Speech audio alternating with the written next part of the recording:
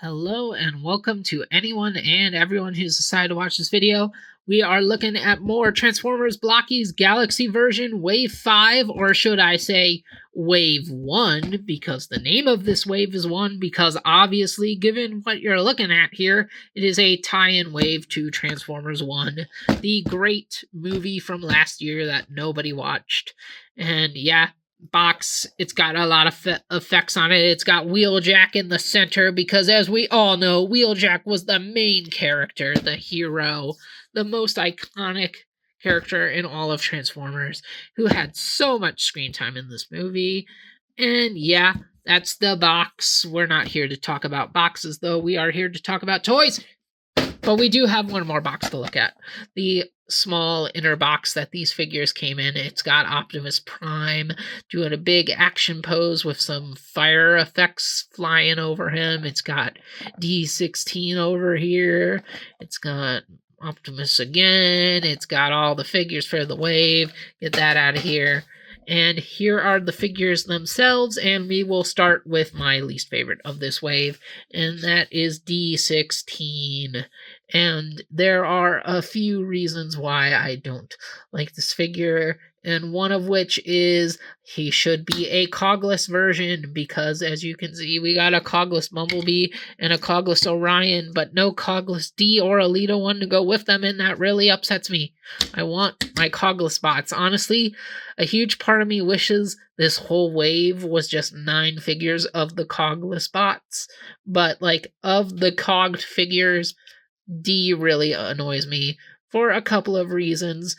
Since the fact that we didn't get a cogless D is one of them. The other one is he's just very inaccurate to the movie, because he's got both the Megatronus sticker on his shoulder, but he's also got the carved in Megatronus face in his chest. And if you've seen the movie, which I know most people didn't,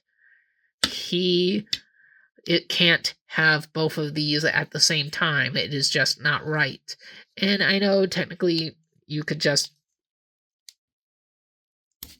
oh, geez. It's on there very tight. I know because of how these figures work, you can pop the shoulders off and just put them on the other way backwards, because they're the same on both sides, and then boom, he's got no decal on his shoulder. But it just annoys me that they gave him both symbols. And also, for some reason, for this wave, and hopefully only this wave of Blokees, the weapon ports are on the bottoms of the arms instead of on the sides. So his fusion cannon and the smaller gun that I'm pretty sure he never actually uses the smaller gun in the movie, are under his arms instead of on the side, and I don't like it. I don't like how it looks at all. I don't like it at all. And it looks weird. It looks weird. So hopefully they never use this type of arm again for a Transformers Blockey. Hopefully they do not.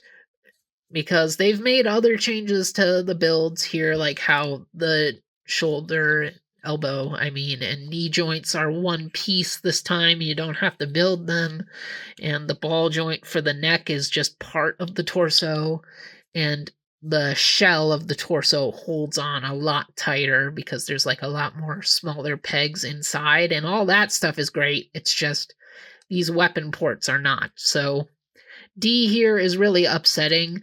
I at least understand why we got him. We'll talk about this more with Optimus back there, because we do also have some classic class figures for TF1 coming from Blokees, but like their Megatron is the final form of Megatron, whereas this is the in-between, which, okay, I don't need the in-between forms, even though they're cool for Optimus and Megatron. I care more about the final forms that we're getting in the classic class, and the cogless, which again, have for Orion here, but we do not have for D. But let's just put him next to his G1 self for the heck of it, just to see this side by side. And again, I wish he could put his cannon on the arms the right way like this guy here does, but he cannot. So yeah, He's okay. He's not, like, bad, but I will admit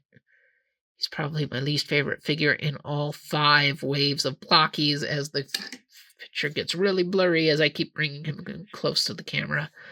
I'm sorry, D. You just don't do it. You just don't do it for me.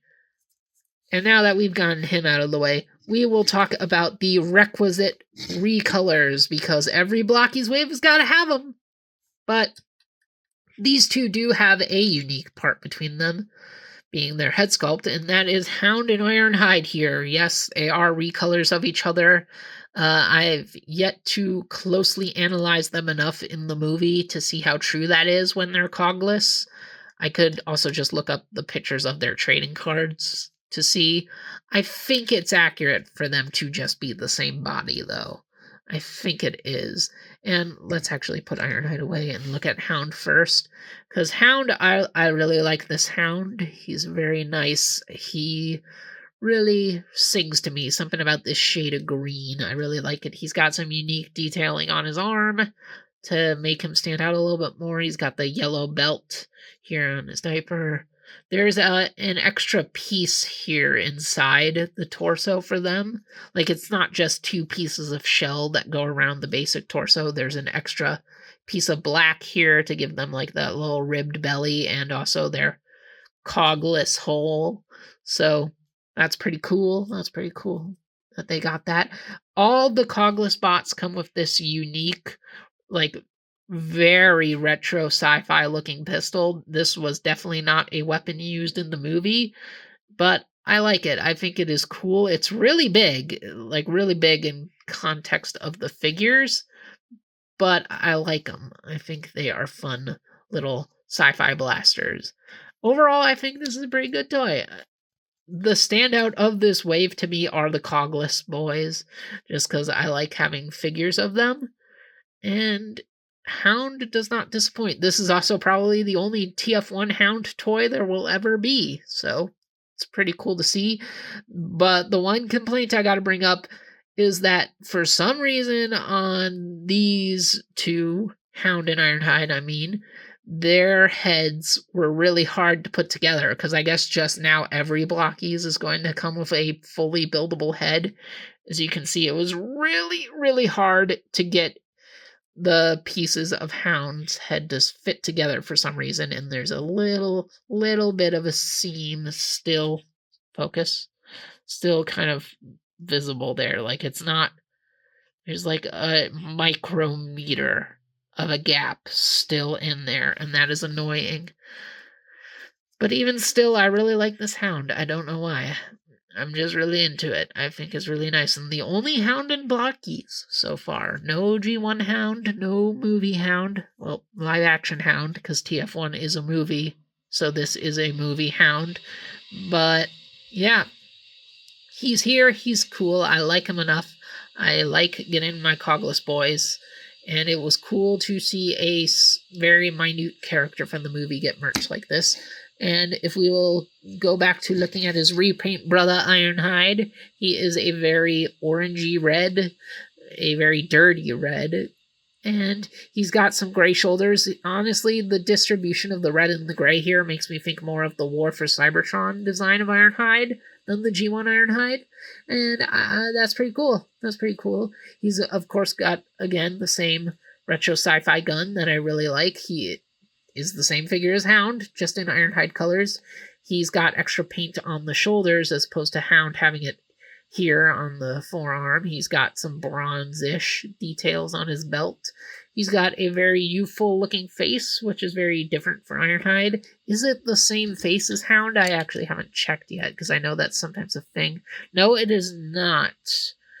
Some Blokees recolors use the same face, but it is not, because Hound's got smaller eyes.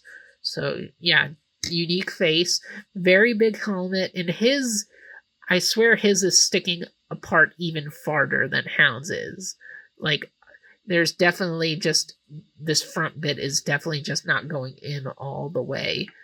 And, yeah, that's, it really is annoying, because I really like this mold. Like, I want these two to be my favorites of this wave because I really like their mold, but their heads not sticking together perfectly. Like, they're not falling apart, but having the gap in them is really, really annoying to me. And just for the heck of it, since we did it for Megatron, here is the G1 Ironhide from the first wave of Blokees for us side by side, and you can see how much more vibrant this G1 version is compared to this one, which again really makes me think of those High Moon games with his color layout. But yeah, he's good. He's pretty good. I like Hound more, though. And we'll keep our cogless train a-rolling with good old Wheeljack here, who's got way more vibrant colors than those two. And he's also got what I guess is supposed to be like the glass of his vehicle mode down there, because, I mean, Wheeljack's legs are technically the front of his car mode, but G1 Wheeljack had the windshield on his chest, but whatever. This isn't G1 Wheeljack, it is Blokees Wheeljack, it is TF1 Wheeljack. The only Wheeljack in Blokees for now. Wave 6 is going to have a Wheeljack, we all know it, and I'm pretty sure Wave 6 will be out before I upload this, so maybe it won't. Maybe it won't. But he's Wheeljack. I just popped his arm off. He's got the same gun. He goes shooty, shooty, shooty, shooty, shooty, shooty. He's got a weird looking head sculpt. Like he's got some very doughy, round eyes. Like he's shocked or something. Like this is not how his eyes looked in the movie at all. But he's got the traditional Wheeljack ears. He's got a very rounded, fat-looking faceplate. Very interesting. There's his backpack. This gray thing in there was a separate piece. It's in there pretty tight. No real reason to pull it out. You can see his hole for his lack of a cog. He's got his little bar thing that they had in the movie. Don't really know what that is supposed to denounce. Maybe it's like, I'm a cogless bot that moved up in rank. I'm a better miner than you. Maybe that's what that is. He's got the little colored stripes down his torso. He's got some purple details on his belly. He's Wheeljack. Wheeljack has never been my favorite character, but I don't hate him or anything. He's also got green arms, green forearms, or biceps. I mean, he's Wheeljack. He is nice. He definitely pops compared to the rest of the wave. Even the other bright guys over here, Wheeljack really does pop. And it's interesting that this was the first Wheeljack in Blokees, because Wheeljack is one of the most prominent characters in the G1 show, and it feels like they just shove Wheeljack into everything Transformers nowadays. So it is kind of shocking in that it took 5 waves of Blokees to do Wheeljack, since they are 9 a wave. But again, he's going to be in Wave 6, so they're making up for lost time in their Wheeljacks. But for now, we got TF1 Cogless Wheeljack, and he's nice. I like him. I like him a lot. Now, let's talk about the other colorful future carboy of the wave, another cogless bot. We got Bumblebee. I'm not calling him by those freaking numbers. I hate those numbers. At least D16 is a reference to something. I don't think there should be an explanation of why Bumblebee is called Bumblebee, but that's just a fandom rant to me. Anyway, Bumblebee, he is here, he is cute, he is cool, he is really tall. In fact, everybody in this wave is kind of tall. They're all like a little bit taller than the average Blokees figures. But he is here, he is bright yellow. He is a neon, almost neon yellow. That is how bright he is. He is Bumblebee. He's got his very movie Bumblebee looking head. I was very mixed at first about Bumblebee's design in TF1. It wasn't doing it for me, and it was mostly the head. But I do think the head, and the fact that it is clearly based off of his Cybertronian design from the opening of the Bumblebee movie, which I don't like those designs from the Bumblebee movie, but I think the TF1 art style makes them all look better, because a lot of the designs in TF1 are just the designs from the Bumblebee movie. Not all of them. Shockwave got redesigned, shockingly, but Bumblebee, Soundwave, cogged Ironhide when he was in the movie for like 2 seconds, and Alita 1 is definitely inspired by the RC design. But this Bumblebee design really grew on me. Much like the G1 Bumblebee in Blokees, he's got an extra thing on his foot to emulate his design, so he's got a unique foot, and he's got some gappage there, but it does all the movements. In fact, his, I think, is actually technically kind of limited in his movement, because you can kind of see that the yellow is hitting the inner leg part when you try to rock his ankles, but like he still gets all the poses you need. There's his hole for his cog with the little blue line on it. Again, he's got that awesome sci-fi gun. I wish he came with an Energon cube just to emulate the cubes he was keeping in his arm in the movie, but maybe Blokees didn't know. Licensors don't know everything that's going to be in a movie when they're making the toys and the movie's not out yet. And there's his back. He's got a gray thing painted on his back. You know, he's a nice representation of Bumblebee. I'm glad we got a cogless bee. I wish we got a Megatron and a Alita one to go with him. But we got a cogless bee. Nice to see. And I like him. I like my Bumblebee toys. Bumblebee, always a fun character to me. Now, we'll talk about Death Tracker next. Just get Death Tracker out of the way. These guys are called Death Trackers. What an interesting name to give them, and not just like Sentinels, troops. And he's not a black color like you'd kind of think he is. He's like a dark blue. I do wish this like inner visor area was like painted a color, like maybe red, but they were all silver in the movie.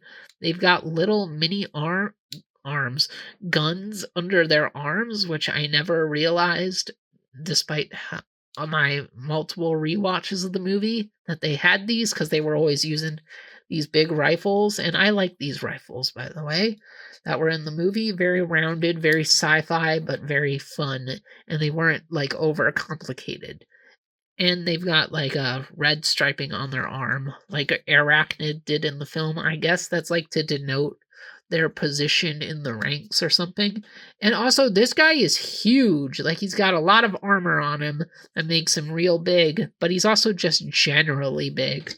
Like, put him next to Ironhide, put the gun down to kind of try and see it more. Like, this might be the biggest figure in the wave, which is interesting since it's the generic guy. And I mean, they were tall, but they didn't feel that much bigger than anybody else in the movie. So it is interesting to see them here. I'm glad they were included. So far, the only toy of them to exist. I'm sure they'll be in the Studio Series at some point, but they're here and they're huge. Also, their wings can fold out if you want them to. I know some people have been army building these guys. I'm not going to do it. I'm not the biggest army builder fan in the first place, but I like having the one. It's interesting to see. But at the same time, it could have been a cogless Megatron or Alita 1. But I'm not as mad at this guy being here instead, because he is a unique character. All his own that has no other toys. So I am glad he is here. And since we talked about him, we will talk about his Lord, Sentinel Prime. A character who I was mixed about his inclusion in this wave, since he is going to be a classic class, just pure Sentinel by himself, and that one will of course be more screen accurate, because it can have slightly more details being a classic class, and it can do his super robot mode that he had in the movie. You ever think about the fact that Sentinel never turns into a vehicle in that movie? Like, we saw all those toys ahead of time of him being a jet, but he really never turns into the jet in the movie. He's just a robot. Like, that feels a bit odd to me. But, yeah. And there is one thing I do like about this Sentinel more than his final design in the film, and obviously the more detailed, screen-accurate classic class that is going to come out, or will be out by the time I upload this, is his biceps look really weird in the movie. Like they go out too far in a way that looks very odd to me. So I am so when I pop the arms off on Sentinel a lot, by the way. I don't know. I do know why, but I was talking about his bicep design being weird, how they push out. Something about it just feels off to me, which is annoying because I love everything else about this Sentinel design. It's great. It's a huge amalgamation of Sentinel Prime from Dark of the Moon and his animated design. Doesn't really take anything from like his comic book appearances, but that's fine. This Sentinel is a big amalgamation of everything Sentinel has ever been. And yes, he does take more from Dark of the Moon than just his dual-sided sword here, because he's got his wings are very emblematic of the cape he had in that movie, and this whole chest design is the same shape and layout of the movie design. It's just now just generic robot details instead of, the front of a fire truck. And he's got the big outspoken shoulder pads. I really like it. It's a very smart amalgamation of different versions of the character. And it's one of the best designs, if not the best design in the movie, just because of how smart it is. And yeah, he looks really cool with the blue and the gold from animated, and his wings are ball jointed so they can just go any which way you want them. So he can get a lot of cool action poses. And his sword is 2 pieces, so if you don't want him to do the double-sided sword, he can do dual-wielding swords. And that's pretty cool. And yeah, he can get into all the craziness you want. He is a Sentinel Prime. Sentinel Prime is always an interesting character to me. And yeah, I'm curious what other future incarnations of Sentinel, both in fiction and in toy form, we will get. But yeah, I'm kind of okay with him being in this wave. Again, I would rather have Cogless D and Alita. But I do like this Sentinel a lot, which makes me more forgiving of him. For some reason, the rotation joints for his hinges are very tight, so I keep pulling his arm off instead. And also, his shoulder pad, the way it connects onto the forearm, I mean, it's technically just sliding on like every other shoulder in Blokees does, but for some reason, it pops off a lot more when I'm messing around with him. So his arm articulation is annoying, but that might just be my copy. Maybe yours will be just fine. I hope yours is just fine. I hope you get to have fun times with your toys. And yeah, he's a Sentinel Prime. Sentinel Prime is a jerk head, but I do love having toys of him.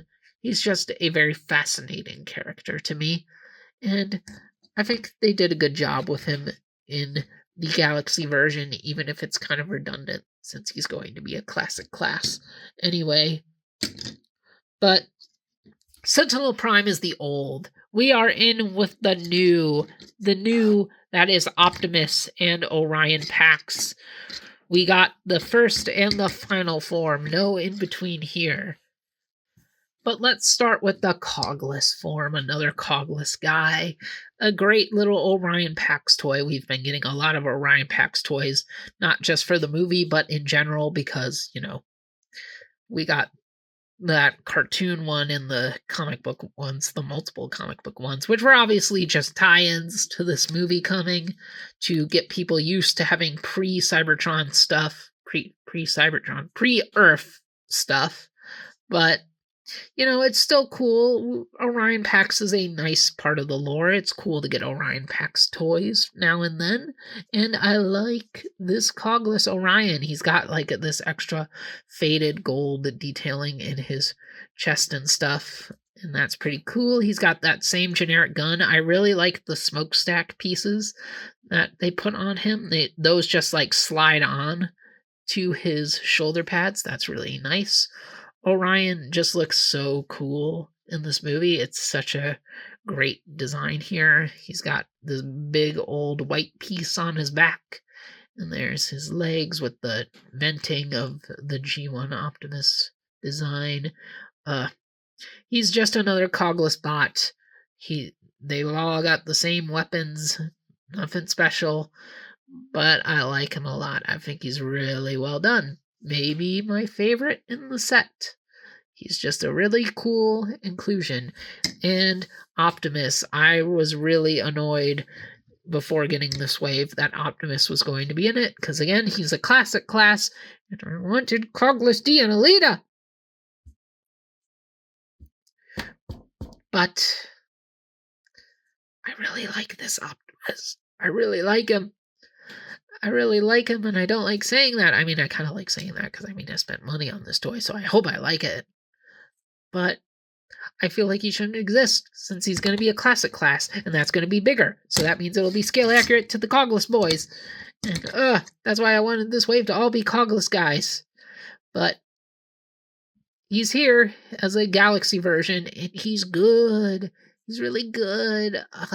He's fun. I don't know. Something about him, I just really like how he is done. He's got, for some reason, his shoulder joints do the same thing that Ultra Magnus and Tarn from the last wave did, where they're part of the outer shell instead of being like the internal ball joints that can go up and down. I don't know why, because he's not that bulky. I mean, Def Tracker is bigger than him. Sentinel is bigger than him, and yet he does not do the regular up and down joints. I don't know why, but it's fine. I mean, he still gets all the movement he needs, so it's good. He's got like a goldish silver. Was his grays and silvers not meant to be as fresh or whatever as they were in the actual movie? Like, were they not meant to look this shade? Because this guy and the studio series have it in more of a yellowish gray, but they did it in like this big's not the right word, this shiny metallic paint, and it looks really cool. It looks really good. His lower legs are just reused from the Cogless version of himself. Same thing. Not the same detailing, though. Or, wait a minute. Oh, I just noticed. My Orion doesn't have gray paint here. That's weird. But anyway. So, yeah, it is the same detailing, unless you got a weird unpainted leg on Orion, like I do. But, yeah, it's the same detailing. He's got bigger, more full smokestacks. He's got the Optimus helmet and faceplate. He's got a matrix of leadership in his chest because he is Optimus Prime, not Cogged Orion. And he does have his axe, which is very thin looking here. I am kind of worried about it. Potential breakage, maybe. And he also comes with one of the guns, the rifles that Death Trooper also comes with. But he comes with one too, because he was using one for a little bit in the movie. Or he was, but that was before he got the Matrix. But I like having two of them just because I think this gun design is cool. So, yeah, here he is. He is very shiny, even though this is not the Chase version. This is not the Chase metallic version, but he still has metallic paint. That is interesting. And just because, here he is next to the G1 Prime. You can see their axes compared to each other. So there.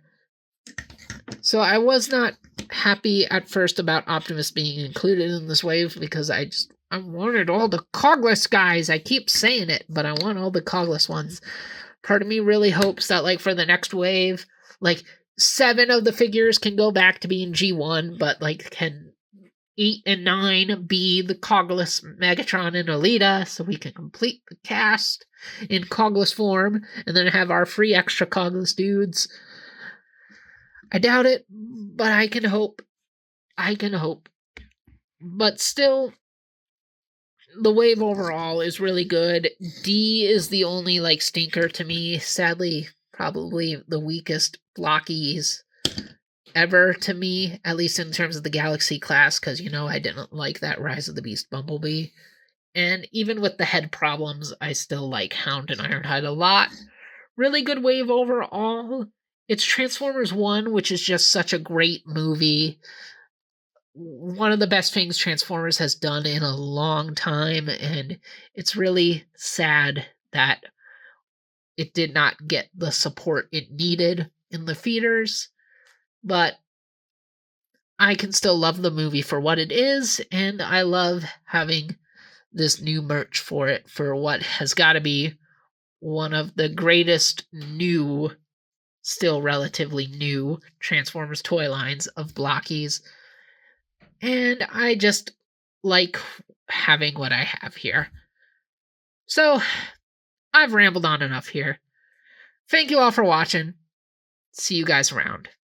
Hey y'all, it's your Rad Man Blaster here to let you know that this channel is where you want to go for some cool vids. You dig? And if you do, then you should subscribe so you can know the latest going on. Catch you on the flip side.